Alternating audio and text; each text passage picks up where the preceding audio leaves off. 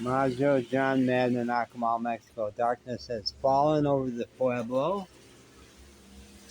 Sparkling lights. I just ran across to Tequilaville, the shop with the white over there, to get a soda for later on at home. And I thought, how Mexican, running across this uneven pavement, slippery, it's raining, you don't have a poncho on. Here in the tropics, folks, it's during the rainy season, which won't end for another couple weeks. People mostly don't bother with ponchos. They just ignore the rain. I want to talk about how alive the Mexican people are. The kids, I never stop talking. I've made several videos today about how shockingly alive the kids are. Partly because they never get taught to be afraid of strangers. They don't. Now, because America is so much based around let's avoid any possibility of the worst case scenario. Let's keep all dogs on leash because occasionally a dog bites somebody. And let's teach all kids to be afraid of strangers because God knows some stranger might abduct them, even though mostly that happens by family members. They're mostly abused by family members or close friends. So they don't teach them that. And as a result, you teach kids to be afraid. You systematically teach kids to be afraid. Guess what you get? Scared adults. And the adults in Mexico are also shockingly alive. Shockingly alive. A 17-year-old, my first month here, very sharp middle-class girl, travels, said, when we go to the U.S., we don't like hanging out with the U.S. kids because they're boring. They're flat. They're like cardboard. It's like they're trying to look good or something, which obviously they are because they're trying to keep up the appropriate middle-class front. No, they don't do that in Mexico.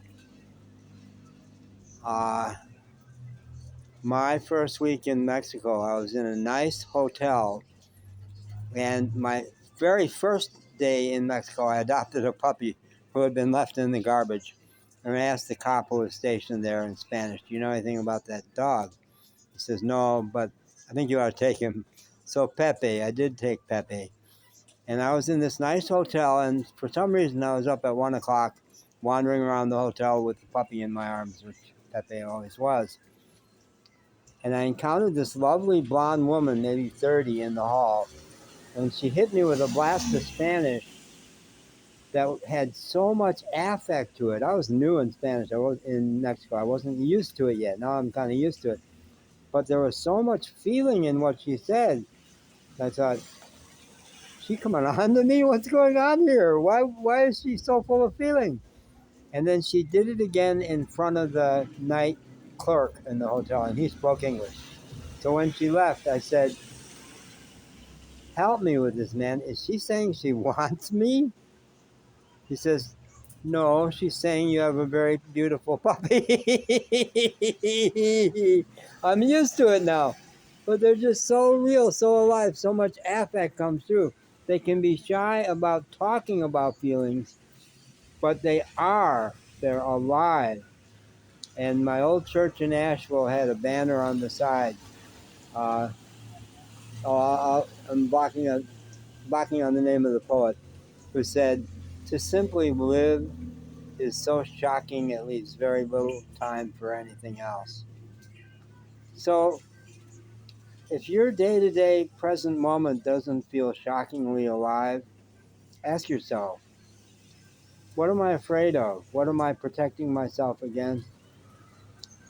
How do I need to get out of my comfort zone so I wake up?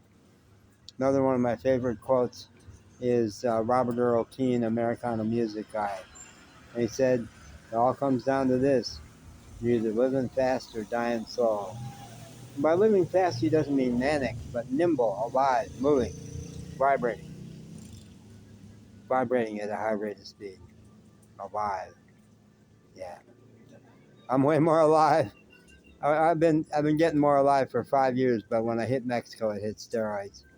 And in humble little Acamal, where nothing happens, the process is intensifying. Go figure.